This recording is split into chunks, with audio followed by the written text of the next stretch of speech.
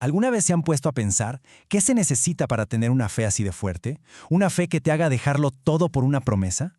Bueno, pues hoy vamos a hablar de un hombre que es el ejemplo perfecto de eso. Un hombre al que se le conoce como el padre de todos los que tienen fe. Vamos a hablar de Abraham. A ver, hagamos un ejercicio. Imaginemos por un segundo que nos piden, así, de repente, dejarlo todo. La casa, la familia, la comodidad, todo. ¿Para qué? Para ir a un lugar que ni siquiera conocemos solo confiando en una promesa. Suena difícil, ¿verdad? Pues bueno, esa fue la mismísima decisión que cambió por completo la vida de Abraham.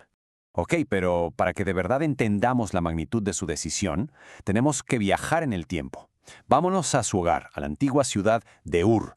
Un lugar, van a ver, fascinante, pero también lleno de pruebas para alguien con fe.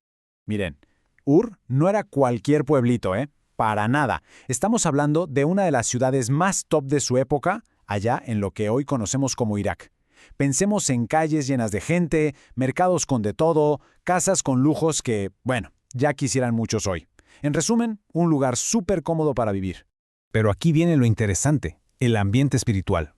Imagínense vivir justo al lado de un templo gigantesco dedicado a un dios falso, el dios de la luna. Por todos lados la gente adoraba a ídolos. Y fíjense, hasta el propio papá de Abraham, Taré, estaba metido en eso. Quizás hasta los fabricaba él mismo. La presión para ser como todos los demás debió ser, tremenda. Y justo ahí, en medio de todo ese caos de idolatría, es donde nuestra historia se pone buena. Porque un hombre y su esposa, Sara, decidieron ser diferentes. Completamente diferentes. Ellos eligieron adorar al único Dios verdadero, a Jehová. Vaya, no les dio miedo ir contra la corriente. Y justo cuando estaban viviendo así, en esa ciudad, llegó el momento que lo iba a cambiar absolutamente todo. Una llamada, una que pondría su fe a prueba como nunca antes se había probado. ¡Wow! ¡Qué palabras!, ¿no? Sal de tu tierra y de tus parientes y ve a la tierra que yo te mostraré. Así de directo. Jehová le estaba pidiendo que empezara a caminar sin un mapa, sin saber a dónde iba exactamente. La única garantía era su palabra, que él le mostraría el camino. Esto era una prueba de confianza total. Y aquí podemos ver el contraste clarísimo.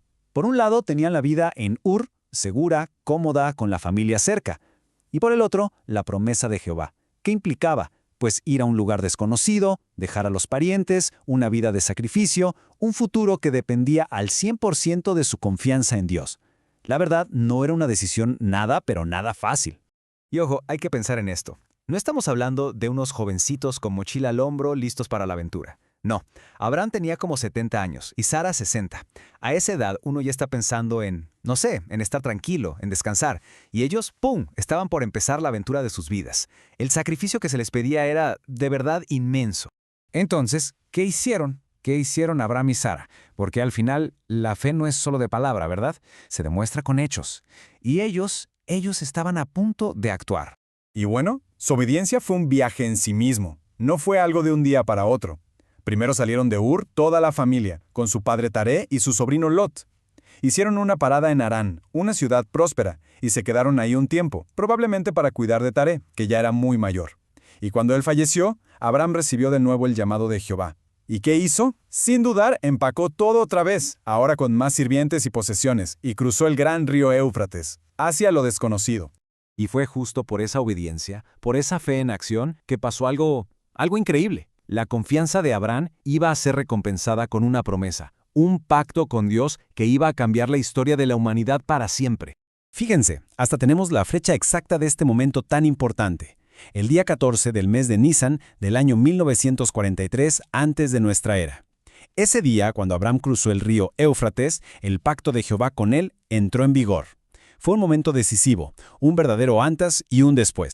Y bueno, ¿de qué se trataba este pacto tan especial? Básicamente tenía dos partes impresionantes. La primera, de Abraham iba a salir una gran nación. Y la segunda, que es todavía más grande, a través de él y su descendencia, todas las familias de la tierra recibirían una bendición. Imagínense eso.